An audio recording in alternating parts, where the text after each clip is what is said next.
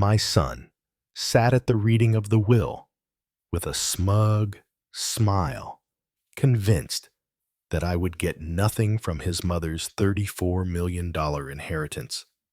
But when the lawyer read one single sentence, everything changed.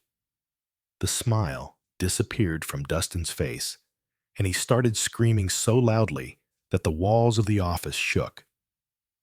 Before we continue, please subscribe to the channel and let us know where you are listening in the comments. The coffee cup slipped from my fingers, shattering against the linoleum floor as Mrs. Henderson's voice rose through the thin apartment wall. "Your damn sprinklers are flooding my begonias again, Jerry." I grabbed a dish towel, kneeling among the ceramic shards.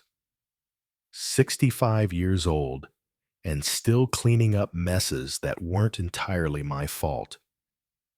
The automatic sprinkler system I'd installed last month had one loose joint that sent water cascading over the property line every third day. I tried explaining the repair schedule to my neighbor, but patience wasn't Eleanor Henderson's strong suit. The phone rang. I ignored it. Focused on sopping up the spreading coffee puddle, the machine would catch it, but the ringing persisted, cutting through Eleanor's continued shouting from next door, something about property values and inconsiderate tenants. On the fifth ring, I stood up, tossing the soaked towel into the sink. "Jerry Flores speaking." Mr. Flores, this is Janet Morrison from Morrison Welsh and Associates in Cheyenne." The woman's voice carried that careful, professional tone I had learned to recognize over the years, the kind that preceded bad news. "I'm calling regarding Brianna Elizabeth Flores." My hand tightened around the receiver. Nobody had called Brianna by her full name in my presence for 15 years. "What about her, sir?" "I'm very sorry to inform you that Mrs. Flores passed away on Tuesday evening. The funeral service is scheduled for this Friday at 2 Hujra at Riverside Memorial Chapel." The words hit like a physical blow. I sank into the kitchen chair, its familiar creak suddenly too loud in the silence that followed. Tuesday evening. That was 3 days ago. 3 days while I'd been worrying about sprinkler systems and coffee stains. "Mr. Flores, are you there?" "Yes, I'm here." My voice sounded strange, distant. "How did you get my number?" "Your name was listed in Mrs. Flores's personal effects as an emergency contact. I understand you were previously married." Previously married. 22 years reduced to a legal footnote. Yes, we divorced in 2010. The words came automatically, muscle memory, from various forms and applications over the years. "I see. Well, there will be a reading of the will following the service. You're named as a beneficiary, so your presence would be appreciated." Beneficiary. The word felt foreign, impossible. Brianna had built her empire after our divorce, transforming the small consulting business she'd started during our marriage into something I barely recognized from the newspaper articles. What could she possibly have left me? "Mr. Flores, will you be attending?" Through the kitchen window, I could see Eleanor Henderson examining her waterlogged begonias, hands on her hips, in that stance that meant another confrontation was brewing. But her complaints seemed to come from another world, now muffled and insignificant. "The chapel," I said slowly. "Which one did you say?" "Riverside Memorial on Grand Avenue. The service begins at 2 Huru, followed by a brief reception. The will reading is scheduled for 4:30 in our offices downtown." I found myself nodding, though she couldn't see me. "I'll be there." After hanging up, I remained in the chair staring at the phone, as if it might ring again and deliver different news. The coffee stains on the floor had already begun to set dark rings that would need scrubbing, but I couldn't move. couldn't process the simple fact that Brianna, vibrant, stubborn, impossible Brianna, was gone. The afternoon light slanted through the kitchen window, illuminating dust motes that danced like memories I'd tried so hard to forget. As I sat there, the name Brianna Elizabeth Flores echoed in my mind, each syllable pulling me backward through time until I was standing in Murphy's Diner on a snowy February evening in 1987, watching a woman in a red wool coat argue with the manager about his hiring practices. You're telling me you won't consider female applicants for weekend manager because women can't handle the pressure? Her voice carried across the nearly empty restaurant, clear and uncompromising. That's the most ridiculous thing I've heard all week. I'd stopped mid-bite of my apple pie fork, suspended halfway to my mouth. The woman had turned slightly, and I could see her profile, sharp cheekbones, determined jaw, dark hair that caught the fluorescent light. She was magnificent in her anger, and I found myself hoping the manager would keep arguing just so I could listen to her tear his logic apart. Ma'am, I didn't mean any offense. Of course you didn't mean offense. You just meant to discriminate. She pulled a business card from her purse, sliding it across the counter. When you change your mind about hiring based on qualifications rather than outdated assumptions, call me. The door chimes jingled as she left, and the diner felt smaller, somehow drained of electricity. I watched through the window as she climbed into a blue Honda Civic, noting how she checked her mirrors twice before pulling into traffic. Careful, methodical, but not afraid to fight for what was right. That one's trouble, the manager muttered loud enough for the whole place to hear. I stood up, leaving a $5 bill next to my half-eaten pie. No, I said, surprising myself with my certainty. That one's extraordinary. The business card lay abandoned on the counter. Brianna Chen, business consultant. I memorized the phone number before stepping into the February wind. It took me 3 days to work up the courage to call. When I finally did, she answered on the second ring with a brisk Brianna Chen. This is Jerry Flores. We haven't met, but I saw you at Murphy's Diner on Friday night. A pause. The man with the apple pie who defended my honor to the manager. You heard that. I was getting my gloves from the car. You left a good tip, too.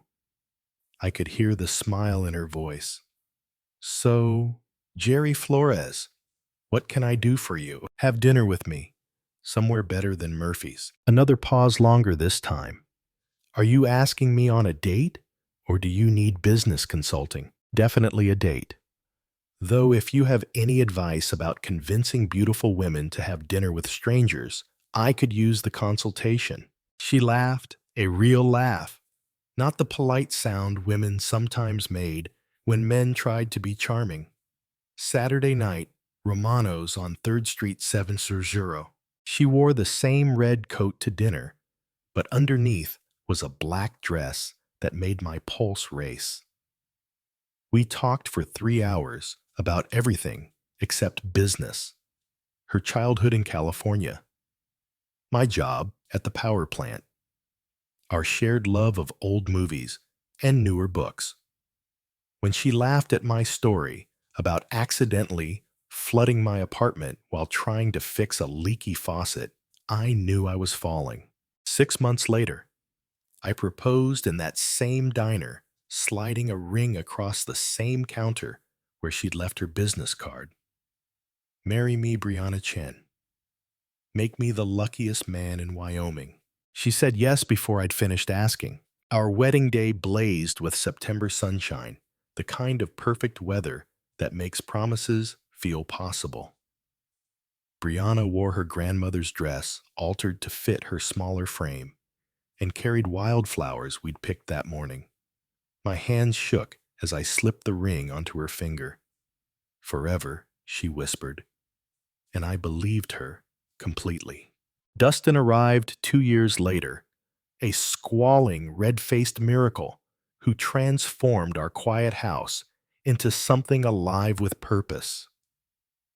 I remember standing in the hospital room, watching Brianna cradle our son with the same fierce determination she brought to everything else, and thinking that this perfect moment was all I'd ever need. But even then, holding that perfect baby, I noticed how Brianna's eyes occasionally drifted to the business magazine someone had left on the nightstand. As Dustin grew from toddler to schoolboy, I began to notice things I'd missed in those first blissful years. When he turned 7, Brianna bought him a computer, not a toy, but a real machine worth more than my monthly salary. He needs to understand technology, she explained, watching him navigate programs I'd never heard of. The future belongs to kids who think digitally. I'd suggested teaching him to fish instead. She'd laughed, but not kindly. We'd moved by then to Hillcrest Avenue, a house with 3 bathrooms and a kitchen island bigger than our old apartment. Brianna's consulting firm had landed a contract with a mining consortium, and suddenly we had money for things I'd never imagined needing. A housekeeper came twice a week. Our refrigerator dispensed ice through the door. Dustin's bedroom looked like a toy store. "Isn't this wonderful?" Brianna asked one evening, gesturing at our new dining room with its crystal chandelier and table that seated 12. We can finally entertain properly. I missed our old kitchen table, scarred from years of Dustin's coloring projects and our late-night conversations. This new table reflected light like a mirror, showing every fingerprint demanding coasters and placemats. The entertaining started almost immediately. Business associates, potential clients, other successful couples whose conversations revolved around market share and investment strategies. I'd wear my best shirt and try to contribute, but discussions about hedge funds and corporate restructuring left me feeling like I was speaking a foreign language badly. "Jerry works at the power plant," Brianna would explain when someone asked. And I heard something new in her voice. Not pride, but an apologetic edge, as if my job required an excuse. Dustin thrived in this new world. At 10, he could discuss computer programming with Brianna's tech-savvy clients. At 12, he was critiquing the wine choices at restaurants I couldn't afford on my own. At 14, he rolled his eyes when I suggested family camping trips, preferring Brianna's business conferences in Denver and Salt Lake City. "Dad doesn't understand" became his favorite phrase, usually delivered with the exasperated sigh of someone far too sophisticated for mundane concerns. The first real fight came on Dustin's 15th birthday. Brianna had planned a party that looked more like a corporate networking event, catered food, hired entertainment, a guest list full of business contacts and their children. I'd wanted something simpler, maybe a barbecue in our backyard with his school friends. "This is embarrassing," I told her the night before, watching servers arrange elaborate floral arrangements. "He's 15, not 50. He's growing up in a different world than we did Jerry." She adjusted a centerpiece with the same precision she brought to contract negotiations. "These connections matter. These relationships will shape his future. What about just being a kid?" She turned to face me fully, and for a moment, I saw something cold in her eyes, calculation, where there used to be warmth. Being just a kid is a luxury we can't afford to give him. The world is competitive. Either we prepare him to win, or we prepare him to lose. I thought about my own 15th birthday fishing with my father, a homemade cake presents wrapped in newspaper comics. It had been perfect in its simplicity. The party was a success by Brianna's standards.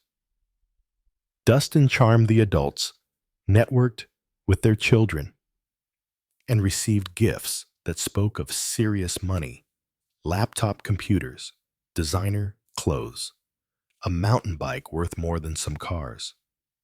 But I caught him once standing alone by the pool, looking lost among all the sophisticated celebration.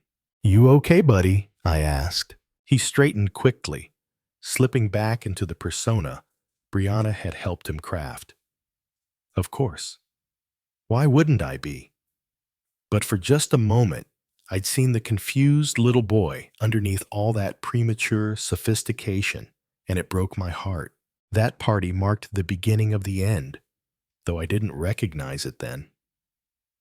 What followed were 10 years of slow-motion disaster, like watching a landslide from the bottom of the mountain, inevitable, destructive, and impossible to stop. Brianna's business consumed more of her time, more of her attention, more of her soul. Weekend family dinners became conference calls. Vacation plans got canceled for client emergencies. Dustin's school events competed with board meetings, and the meetings always won. "You don't understand the pressure I'm under," she'd say when I complained about missing another of Dustin's baseball games. "This business supports our lifestyle. Someone has to make the hard choices." But I understood pressure, the kind that came from keeping a power grid running, from making sure thousands of people had electricity when they flipped their switches. The difference was, my pressure served something larger than myself. By the time Dustin graduated high school, he'd become a stranger to me. Brianna had groomed him into her perfect protege, sharp, ambitious, dismissive of anything that didn't advance his prospects. When I suggested he consider trade school along with college applications, he looked at me like I'd suggested he become a medieval serf. "Dad, that's exactly the kind of thinking that's holding you back," he said, 17 years old, and already talking like a business consultant. "You settled for mediocrity. I won't make that mistake." The words hit like physical blows. Settled for mediocrity.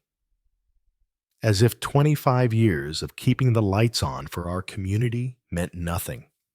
As if being a steady present father was somehow shameful. College made everything worse.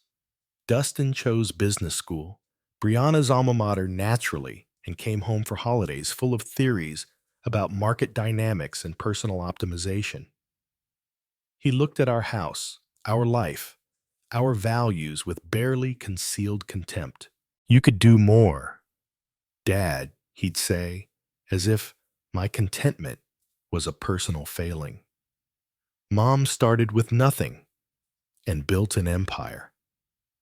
You've had the same job for 20 years. Some things matter more than money," I'd reply, but he'd already stopped listening. The final explosion came during his senior year. Brianna had been working 100-hour weeks on some massive acquisition deal. I'd been handling everything at home: grocery shopping, laundry, the mundane tasks that kept life running. When she missed Dustin's graduation because of a client crisis, I finally said what had been building for years. "This is enough, Brianna. Family has to come first sometimes." She stood in our kitchen, that crystal and granite shrine, to success, still wearing her business suit at midnight, checking emails on her phone. "Don't you dare lecture me about priorities. Everything we have, everything Dustin's accomplished exists because of my work. What about everything we've lost?" "Like what?" She finally looked up from her phone, genuinely puzzled. "Like us. Like being a family instead of a corporation." She stared at me for a long moment, and I saw my answer in her eyes before she spoke. "We weren't a family anymore. We were a business arrangement that had outlived its usefulness. Maybe it's time we stop pretending this is working, she said quietly. The divorce took 6 months. Brianna's lawyers were efficient professional, devastating. I got the house on Maple Street, our old starter home, that she'd kept as rental property, and enough money to live modestly. She got everything else, including Dustin's unquestioned loyalty. You're holding him back too. Dustin told me during one of our last conversations before he moved to Denver to work for Brianna's company. All this guilt about family values and simple living, it's toxic, Dad. I can't be around that negativity anymore. I sat alone in my empty house afterward, surrounded by boxes of memories from a life that apparently meant nothing to the people I'd loved most. Now, 15 years later, the afternoon light was fading outside my apartment window. My coffee had grown cold, the ceramic shards still scattered on the floor. Somewhere across town, funeral preparations were underway for the woman who'd once promised me forever, and I had no idea why she'd remembered my name in her will. The 3 days between Janet Morrison's call and the funeral passed in a strange suspended state. I'd cleaned my apartment twice, pressed my one good suit, and rehearsed conversations that would never happen. Each morning, I considered not going, but each evening found me still committed to paying my respects, whatever the cost. Friday morning arrived gray and cold, typical May weather in Wyoming. I stood before my bathroom mirror, adjusting a tie I hadn't worn in 5 years, wondering what Brianna would think of the man I'd become. The reflection showed someone older than I felt, inside silver hair, where brown used to be lines mapping the geography of quiet disappointments. The drive to Riverside Memorial Chapel took 20 minutes through neighborhoods that told the story of Rock Springs' economic divide. My modest apartment complex gave way to middle-class subdivisions, then to the manicured lawns and stone facades where Brianna's circle lived. The chapel sat on a hill, overlooking the town, its Gothic architecture suggesting permanence and prosperity. Cars lined the circular drive, Mercedes sedans, BMW SUVs, a handful of Teslas that probably cost more than I'd made in my best year. I parked my 15-year-old Honda between a Lexus and a Cadillac, feeling like an intruder at someone else's celebration. The chapel's interior whispered money mahogany pews, stained glass windows, flowers arranged with artistic precision. At least 200 people filled the space, their conversations creating a low hum of respectful mourning mixed with business networking. I recognized some faces from the business dinners Brianna had dragged me to during our married years, but most were strangers from the life she'd built after me. I slipped into a back pew, hoping to remain invisible until the service ended. But whispers followed my arrival like ripples in still water. A woman in an expensive black suit nudged her companion, pointing discreetly in my direction. I caught fragments of conversation. Her ex-husband, can you believe he... After what he put her through, the stories had taken on a life of their own over the years. Apparently, in this version, I was the villain who'd held back a brilliant woman, the anchor that had nearly drowned her ambitions.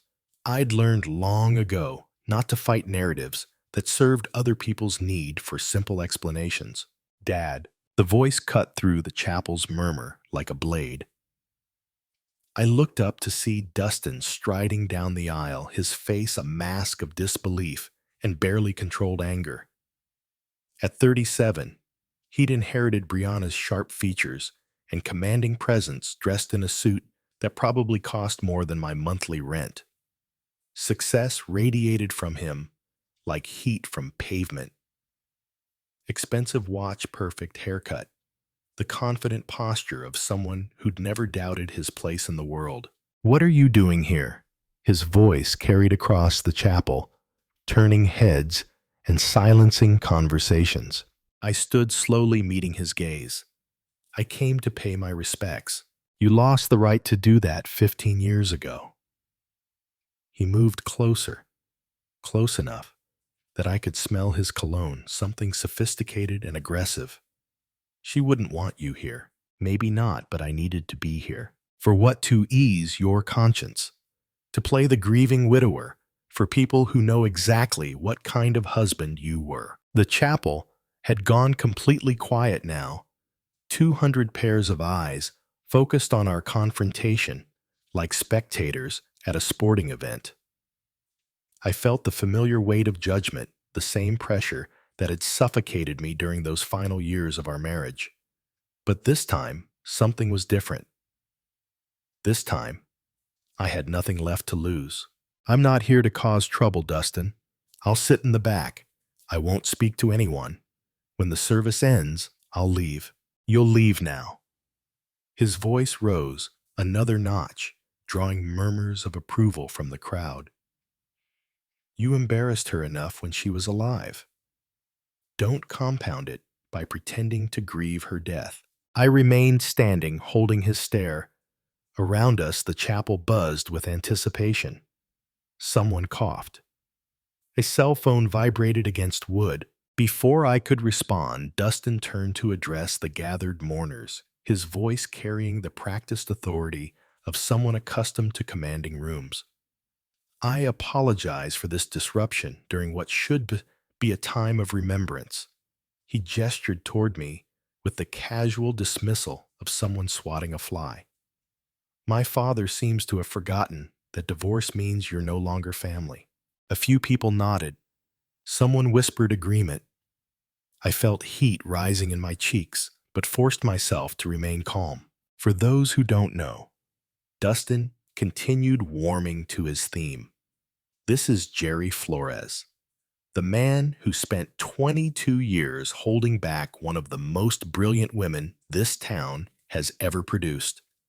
While my mother was building an empire that employed hundreds of people, he was content to punch a time clock and complain about her ambitions." "Dustin, that's enough." The words came out harder than I intended. "Is it?" "Because I think these people deserve to understand why you're really here." He turned back to the crowd, a prosecutor addressing a jury. "He took half her assets in the divorce, despite contributing nothing to her success. Then, he spent 15 years acting like the victim while she built something magnificent." The crowd was fully engaged now, a few heads nodding in agreement. I saw faces I recognized. Former neighbors. People I'd considered friends during the marriage. None of them met my eyes. She supported him for years while he refused to grow, refused to take risks, refused to be the partner she deserved. And now that she's gone, he shows up expecting sympathy, expecting to be treated like he mattered in her life. Each word landed like a physical blow, not because they were entirely untrue, but because they reduced 22 years of marriage to a simple story of failure and blame. I thought about defending myself, explaining the complexity of what we'd shared, the love that had existed alongside the growing incompatibility. But what was the point?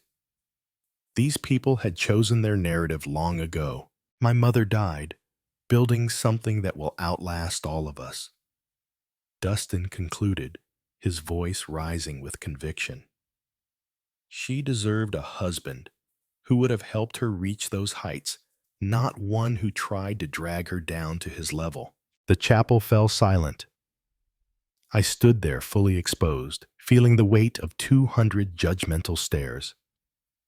Part of me wanted to walk out to spare myself the continued humiliation, but another part, the part that had loved Brianna Chen more than anything else in the world, refused to be driven away from her final goodbye. "Are you finished?" I asked quietly. Dustin's eyes flashed with surprise. He'd expected me to crumble, to slink away in shame. When I remained standing, his confidence flickered for just a moment. "I loved your mother for 40 years," I said, my voice carrying clearly through the silent chapel. 22 of them. As her husband, 18 more as someone who wished her well despite everything that went wrong between us. I'm not here to make claims or demand recognition. I'm here because once upon a time, we made promises to each other that mattered, and I choose to honor that memory. I sat back down, folding my hands in my lap. Around me, the silence stretched uncomfortably. Dustin stood frozen in the aisle, apparently unprepared for resistance to his public trial. "The service will begin in 5 minutes," someone announced from the front of the chapel, the funeral director probably trying to restore order to his carefully orchestrated event. Dustin shot me one final look of contempt before striding toward the front pew reserved for family. As conversations gradually resumed, I caught fragments of continued gossip nerve of some people. Poor Dustin having to deal with this. Should have stayed home. But I stayed through the eulogy that painted Brianna as a visionary who'd overcome obstacles to achieve greatness through the readings from business associates who spoke of her leadership and innovation, through the musical selections that emphasized triumph over adversity. When it ended, people filed past offering condolences to Dustin while pointedly ignoring me. I waited until the chapel had mostly emptied before standing to leave. Mr. Flores?" A man in an expensive suit approached middle-aged professional carrying a leather briefcase. "Dan Morrison, from Morrison Welsh and Associates. Could I have a word?" As the last hymn faded and the funeral director stepped forward with closing remarks, I felt the familiar weight of exhaustion settling over me like a heavy coat. The ordeal was nearly over. In a few minutes, I could slip out through the side door, drive home to my quiet apartment, and try to forget this entire humiliating experience. Around me, people were gathering their things. Purses, programs, the subtle restlessness that signals a formal event's end. Dustin stood near the front accepting condolences with the practiced grace of someone accustomed to being the center of attention. A few people glanced my way, but most had already dismissed me as irrelevant to the day's proceedings. I was reaching for my jacket when a voice stopped me. "Mr. Flores." Dan Morrison approached, with measured steps, his expensive suit impeccable despite the long ceremony.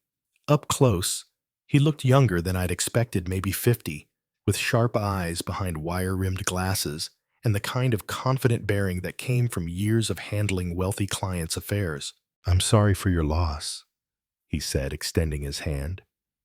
"Dan Morrison, Morrison, Welsh and Associates." We spoke briefly after the service. "Thank you." I shook his hand, noting the firm grip and direct gaze. The service was very nice. Brianna would have appreciated it. Indeed, she was quite specific about her final arrangements. He paused, glancing around the emptying chapel. "I wonder if I might have a word with you and Dustin. There are some matters we need to discuss regarding Mrs. Flores's estate." Before I could respond, Dustin appeared at my shoulder, his expression shifting from practiced grief to alert interest. "Dan, finally. I was wondering when we'd handle the business side of things." "Of course, Dustin. These matters require careful attention." Dan's voice carried the measured tone of someone accustomed to delivering important news. "I'd like both of you to come to my office for the reading of your mother's will." "Both of us?" Dustin's eyebrows rose. "Is that necessary? I mean, he's not..." He gestured vaguely in my direction. Your father is specifically named in the will, Dustin. His presence is required by law. I felt a flutter of surprise. Named in the will. That seemed unlikely, given everything that had passed between Brianna and me. More likely, some minor formality, perhaps forgiving an old debt, or confirming that I had no claim to her estate. I don't think that's necessary, I said quietly. I'm sure it's just a formality. You don't need me there. Dan's eyes met mine directly. I'm afraid I do, Mr. Flores. Mrs. Flores was very specific about who should be present for the reading. Both you and Dustin must be there. Something in his tone suggested this wasn't negotiable. Dustin looked annoyed, but shrugged with the casual confidence of someone who knew he had nothing to worry about. Fine, let's get this over with. He turned to me with barely concealed impatience. Try not to make this more difficult than it needs to be. The walk to Dan's office took us 3 blocks through downtown Rock Springs, past buildings that had watched the town's fortunes rise and fall with the energy industry. Dan maintained professional small talk comments about the weather. The turnout at the service carefully neutral observations that revealed nothing about what awaited us. His office occupied the top floor of a restored Victorian house, all dark wood and leather-bound books that spoke of established success. Certificates and diplomas lined the walls, interrupted by photographs of Dan with various local dignitaries and business leaders. It was exactly the kind of place Brianna would have chosen. Prestigious, but not ostentatious, successful, but respectful of tradition. Please, have a seat. Dan gestured toward 2 leather chairs positioned in front of his mahogany desk. Dustin claimed the chair closest to Dan, leaving me the one slightly to the side, which felt appropriate given my peripheral status in these proceedings.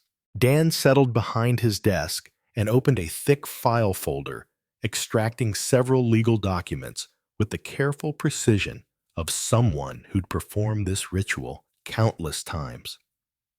The afternoon light slanted through tall windows, illuminating dust motes that danced like tiny spirits in the suddenly quiet room. Before we begin, Dan said, adjusting his glasses, I want to express my condolences again. Brianna was not only a valued client, but someone I considered a friend. Her loss is deeply felt by everyone who knew her. Dustin nodded solemnly. I remained silent, unsure what response was expected from someone whose relationship with the deceased was so complicated. Dan lifted the top document, several pages bound with a blue backing, and cleared his throat. This is the last will and testament of Brianna Elizabeth Flores, executed on March 15, 2024, and properly witnessed according to Wyoming state law. The will supersedes all previous wills and codicils. Only 14 months ago. I wondered what had prompted Brianna to update her will so recently. Had she been sick? Had something happened that made her contemplate mortality? The will confirms that Mrs. Flores was of sound mind and disposing memory when these documents were prepared, and that she was under no undue influence or coercion. Dan's voice carried the formal cadence of legal proceedings, each word carefully enunciated. Dustin leaned forward slightly, his hands clasped together. I could see the anticipation in his posture, a man preparing to claim his inheritance to finally step fully into the empire his mother had built. Dan turned to the second page of the will, his reading glasses catching the afternoon light as he continued in his measured professional tone. I hereby make the following specific bequests and devises. He read, his voice steady and clear.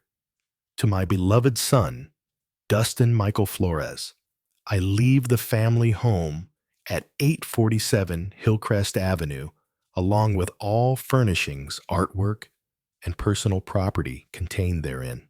Dustin smiled a satisfied expression, spreading across his face. The Hillcrest house was worth at least $800,000, a substantial property with mountain views and enough space to entertain business associates properly. Additionally, Dan continued, I bequeath to Dustin the sum of $500,000 to be transferred from my primary investment account within 60 days of probate. $500,000 plus the house. I watched Dustin's reaction carefully, noting how his smile flickered slightly around the edges. He was pleased, certainly, but I could see him calculating in his head. $500,000 was significant money, but Brianna's business empire was worth far more than that. Where was the rest? Where was the company? That's wonderful. Of course, Dustin said, his voice carrying a note of uncertainty he was trying to mask. But what about Mom's business interests? The company. Dan set down the first page and lifted the second, his expression remaining professionally neutral. I'm continuing with the specific bequests, Dustin. Please allow me to finish reading the relevant sections. I shifted in my chair, feeling increasingly like an intruder, witnessing a private family moment. $500,000 was more money than I'd seen in several lifetimes. Combined with the house, Dustin was receiving an inheritance that would set him up comfortably for years. It seemed appropriate, natural even. He was Brianna's son, her chosen successor in life, the person she'd groomed to understand her world. The bequest to Dustin. Dan continued, includes the following conditions.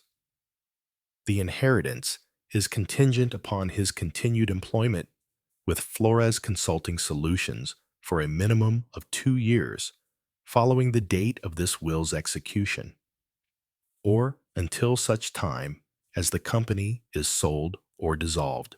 Now, Dustin looked genuinely confused. Conditions? What kind of conditions? And what do you mean, until the company is sold? Who would sell it? I'm reading the will, as written, Dustin. These are your mother's words, not mine. Attention, I hadn't noticed before, began to creep into the room. Dustin's confident posture shifted slightly, his hands unclenching and reclenching in his lap. I found myself leaning forward, despite my intention to remain detached from these proceedings. Let me understand this clearly, Dustin said, his voice taking on an edge I recognized from our confrontation at the chapel. I get the house and $500,000, but there are strings attached, and you're talking about the company being sold. That doesn't make sense. Mom would never sell the company. It was her life's work. Dan removed his glasses and cleaned them carefully, a gesture that seemed designed to give everyone a moment to process what they'd heard. When he replaced them, his gaze moved between Dustin and me with an expression I couldn't quite read. Your mother's will contains additional provisions that address the disposition of her remaining assets, he said quietly. The company, her investment portfolio, and several other significant holdings. Well, then let's hear them. Dustin demanded, his patience clearly wearing thin. What are these other provisions? I watched this exchange with growing unease. Something about Dan's manner suggested that we were approaching territory none of us were prepared for. The careful way he was parsing his words, the slightly apologetic tone creeping into his voice, it reminded me of the way doctors spoke when they had difficult news to deliver. Before I continue, Dan said, settling back in his chair, I want to emphasize that these documents represent Mrs. Flores's final considered wishes. They were prepared after extensive discussion and consultation, and she was adamant about their contents.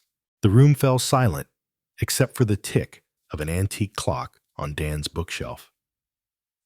Dustin stared at the lawyer with growing alarm, while I found myself wondering why Brianna had insisted I be present for what seemed like a straightforward family matter. Dan lifted the third page of the will, his eyes scanning the text briefly before looking up at both of us. However, he said, his voice carrying a weight that made my stomach tighten, "There are additional provisions that fundamentally alter the distribution of Mrs. Flores's estate." Dan lifted his reading glasses and looked directly at me for the first time since we'd entered his office. Something in his expression made my stomach tighten, a mixture of sympathy and professional obligation that suggested I was about to hear something I wasn't prepared for. However, he continued, his voice taking on additional weight. "The will contains provisions for the disposition of Mrs. Flores's remaining assets, which constitute the majority of her estate." Dustin leaned forward even further, his hands gripping the armrests of his chair. "Finally, let's hear about the company and the rest of her investments." Dan returned his attention to the document, clearing his throat with the deliberate pause of someone about to deliver life-changing news. To my former husband, Jerry Michael Flores, he read his words falling into the quiet office like stones into still water. "I bequeath the sum of $33.5 million to be transferred from my primary investment accounts and securities portfolio." The words hung in the air like smoke from an explosion. I felt my mouth fall open, a physical reaction I couldn't control. $33.5 million. The number was so large it didn't seem real. Didn't seem to apply to someone like me sitting in a lawyer's office in Rock Springs, Wyoming. "There must be some mistake," I managed to say, my voice sounding strange and distant.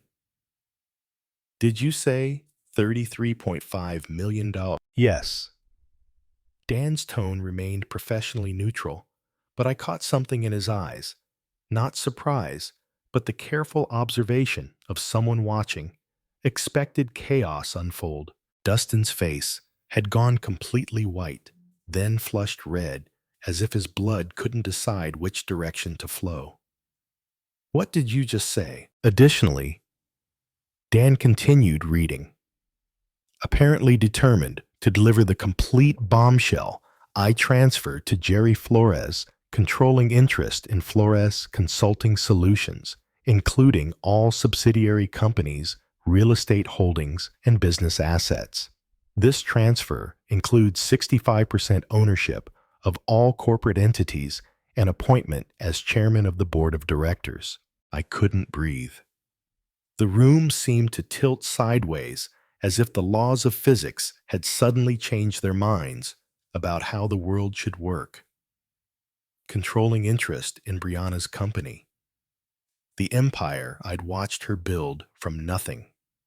The business that had eventually consumed our marriage, the source of wealth that had made me feel so inadequate.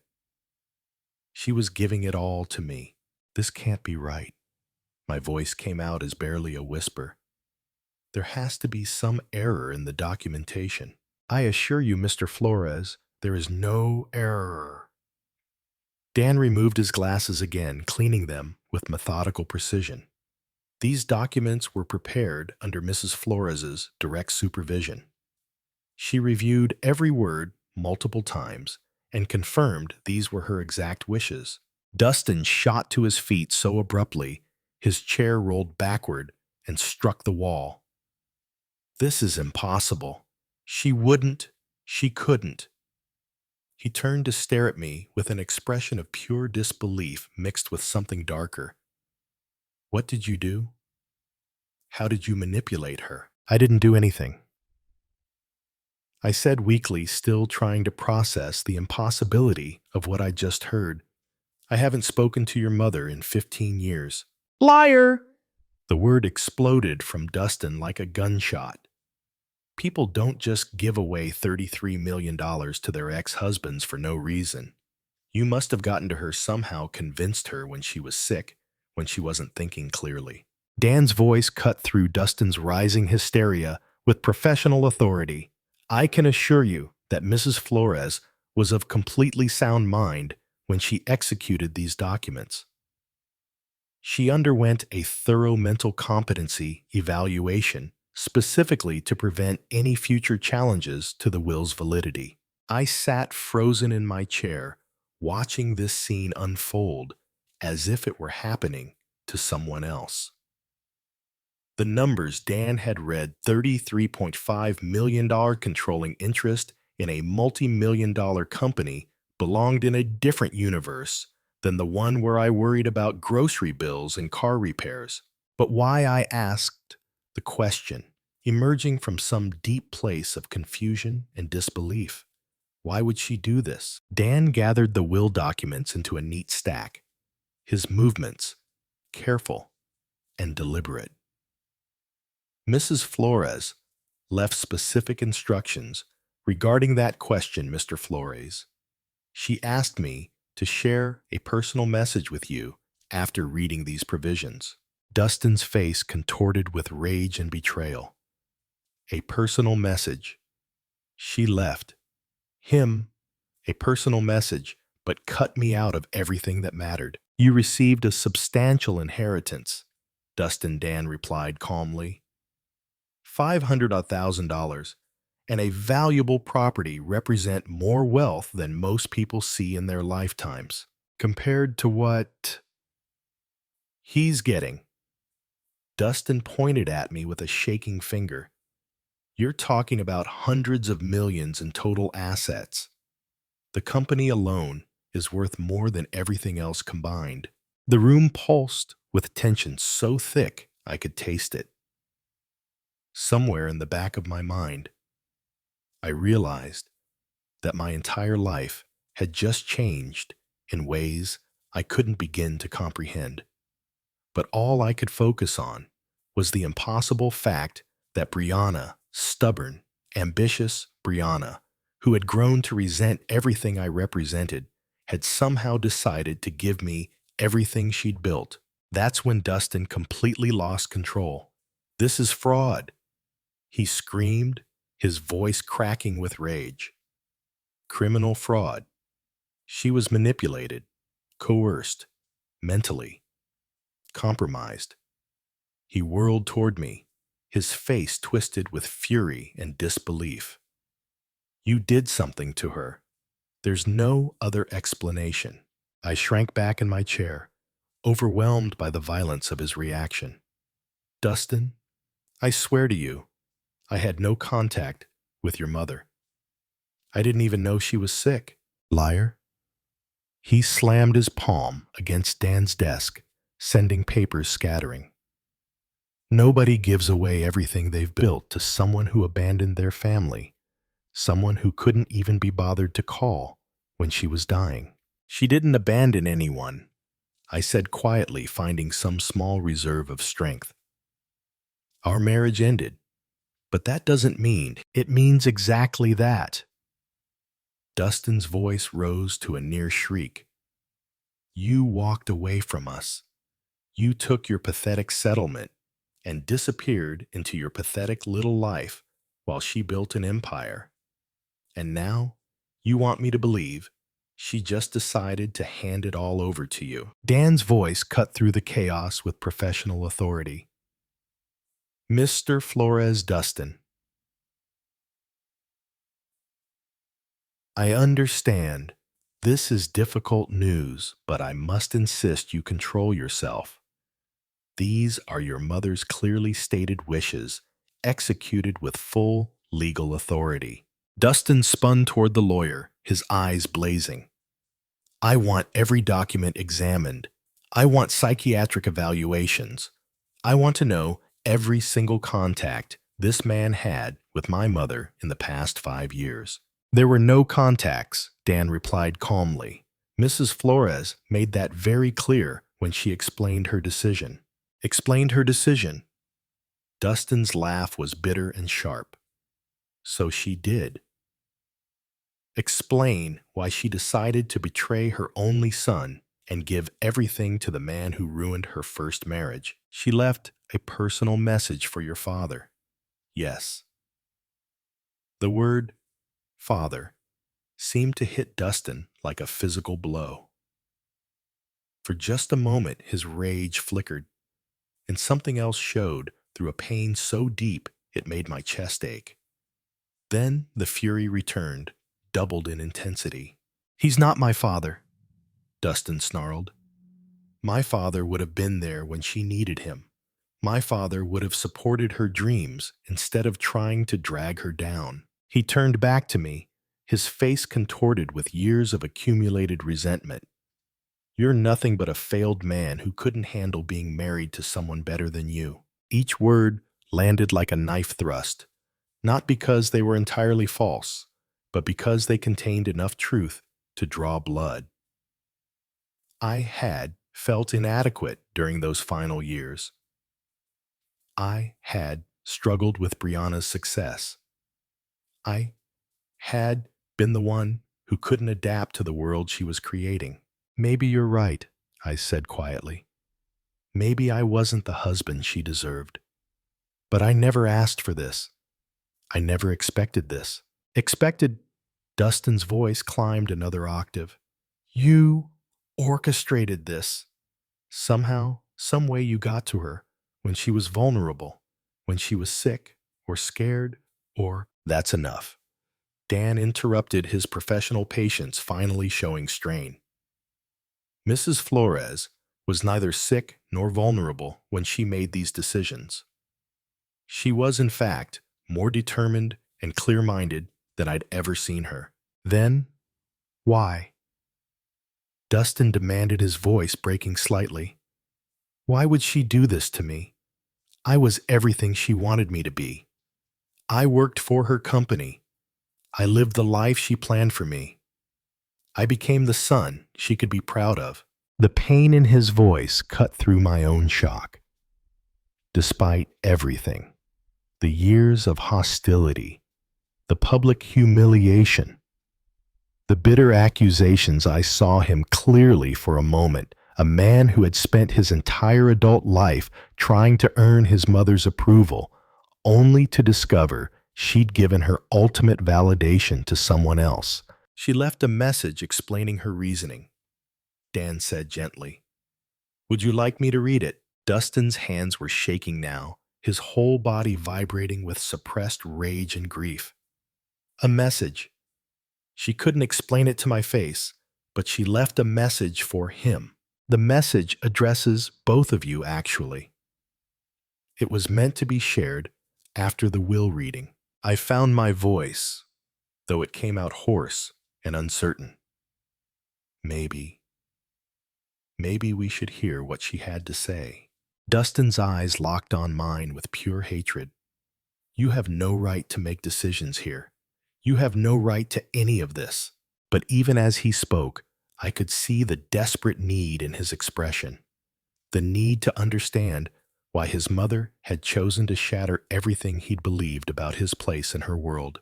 Dan was already reaching for another envelope, one with personal message written across it in Brianna's familiar handwriting. He raised his hand, commanding silence with the authority of someone accustomed to controlling emotional courtrooms. Enough, both of you. His voice cut through the tension like a blade. Before this goes any further, I have something that will explain everything. He opened the manila envelope, with Brianna's distinctive handwriting across the front, extracting several pages of cream-colored stationery. Brianna knew this moment would be difficult. She asked me to read this personal message after the will was announced. Dustin slumped back into his chair, his rage momentarily displaced by desperate curiosity. I remained frozen, afraid to hope for understanding, but desperate for any explanation that might make sense of this impossible situation. Dan cleared his throat and began reading in Brianna's own words. My dearest Jerry, if you're hearing this, it means I'm gone, and you're probably sitting in Dan's office, wondering if the entire world has lost its mind. I can picture your face, that expression you used to get when I'd rearrange the living room furniture without warning, confused, but trying to be polite about it. Despite everything, I felt my lips curve into the ghost of a smile. She'd captured that expression perfectly, and somehow hearing her voice through Dan's reading made her feel present in the room. I know this inheritance comes as a shock. I know you're probably thinking there's been some terrible mistake, that you don't deserve this money or this responsibility. But Jerry, you're wrong. You deserve every penny, and I'm going to tell you why. Dan paused, glancing up at both of us before continuing. I never stopped loving you. Not during our worst fights. Not during the divorce proceedings. Not during these 15 years of stubborn silence. I was angry with you for not understanding my ambitions, but I was angrier with myself for choosing those ambitions over our marriage.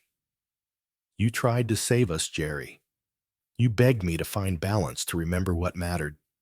I was too proud and too afraid to listen. The words hit me like physical blows. I felt tears starting hot and unexpected as decades of guilt and regret crystallized into this moment of impossible absolution. Dustin. The message continued, and I saw my son's head snap up at hearing his name. My beautiful, brilliant boy. I know you're furious right now, probably convinced your father somehow manipulated me. But sweetheart, you're not ready for this inheritance. Not yet. Dustin's face went white, then red, cycling through emotions too quickly to track. You've lived your entire adult life in the shadow of my success, accepting the benefits without understanding the responsibility. You've never had to build something from nothing, never had to make the hard choices that wealth requires. More importantly, you've spent 15 years hating a good man for crimes he never committed. That's not true, Dustin whispered, but his voice lacked conviction. Dan continued reading. Jerry taught me about character, about integrity, about the kind of strength that doesn't need to prove itself through cruelty or judgment. I forgot those lessons when I chose money over marriage, business over love. But I never forgot the man who taught them to me. I was crying openly now, not caring how it looked. Brianna's words were rebuilding something inside me that I thought was permanently broken. The sense that I had value, that my quiet life of dignity and service meant something. Dustin, you have received enough to live comfortably and explore who you might become without the weight of unlimited wealth. Learn to build something yourself. Learn to value people over profit. Learn to forgive your father for the crime of being human and imperfect. Dustin made a sound like a wounded animal, but whether from rage or pain, I couldn't tell. Jerry, you're inheriting more than money.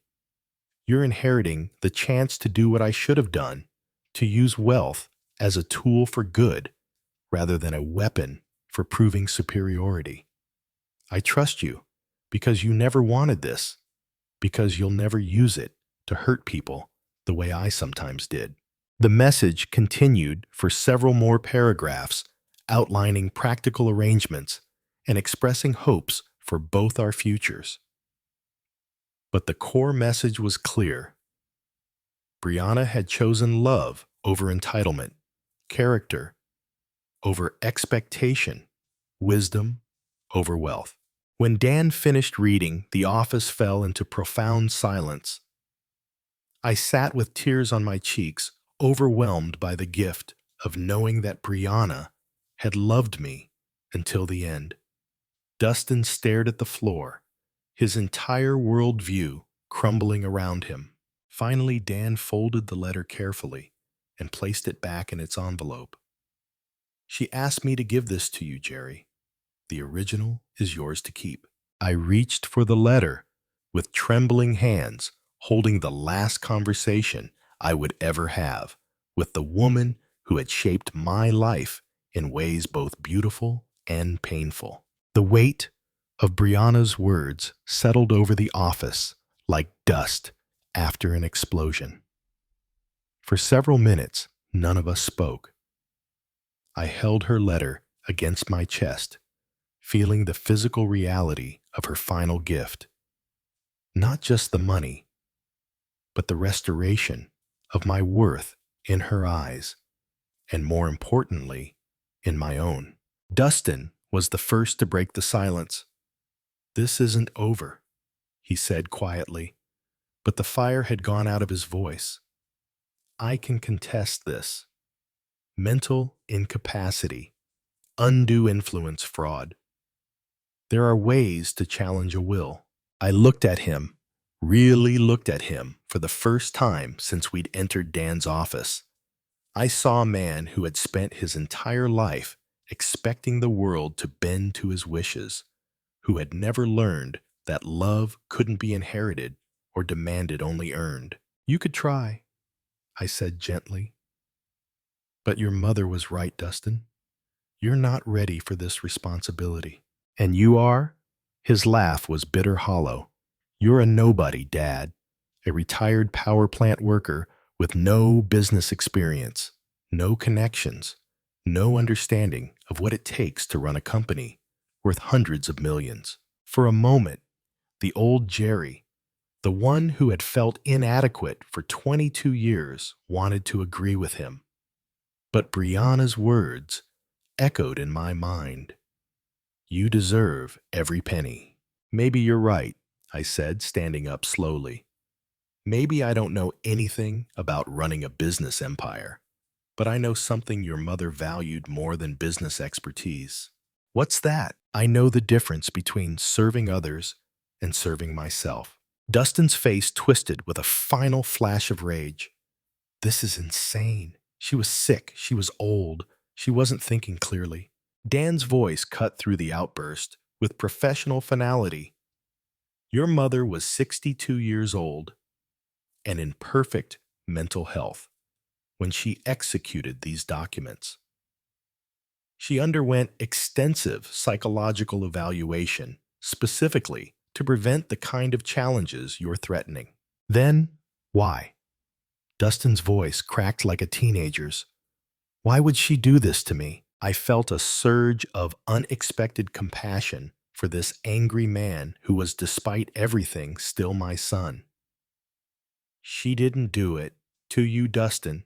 She did it for you. She gave you a chance to discover who you are when you're not living in the shadow of unlimited wealth." "I don't want that chance." The words exploded from him with the force of 15 years of entitlement and expectation. "I want what's rightfully mine." "What's rightfully yours," I said quietly, "is $500,000 and a house worth nearly $1 million. That's more than most people see in a lifetime. What you think you deserved was never really yours to begin with." Dustin stared at me for a long moment, and I saw him realize that something fundamental had changed. The man he'd publicly humiliated that morning, the father he'd dismissed as a failure, was no longer asking for his approval or understanding. "You think you've won," he said, gathering his coat with shaking hands. "You think this makes you some kind of hero." "No," I replied, and I felt the truth of it in my bones. "I think it makes me responsible." He stood at the office door for a moment, seeming smaller than when he'd entered. "This isn't finished." "Yes, it is," I said gently. "This finished the moment your mother made her choice. The only question now is what you do with the life she's given you." He left without another word, the door closing behind him with a soft click that seemed to echo in the sudden quiet. Dan began organizing papers on his desk. The rustle of documents returning us to practical reality. There will be paperwork to complete accounts, to transfer board meetings to schedule. The company's current management team is excellent. They can help you transition into your new role. I nodded, still processing the magnitude of what had happened. Dan, can I ask you something? Of course. Did she really love me, even after everything that went wrong between us? He smiled, the first genuine smile I'd seen from him all day. Jerry, she talked about you every time we met. Not about the divorce, not about the problems, but about the man who taught her that success without character is just expensive failure. I walked out of that office, a different man than the one who had entered. The afternoon sun felt warmer, the air cleaner. I had work to do, responsibilities to embrace, a company to learn about and improve. But for the first time in 15 years, I felt worthy of the challenge. Justice, I realized, wasn't about revenge or vindication. It was about recognition. The recognition that character matters more than credentials, that patience outlasts entitlement, and that love, real love, never truly dies. Brianna had seen all of that, and in her final act, she had given me the chance to prove her right. If you liked this story, please like this video, subscribe to the channel, and share your impressions of this story in the comments. To listen to the next story, click on the box on the left.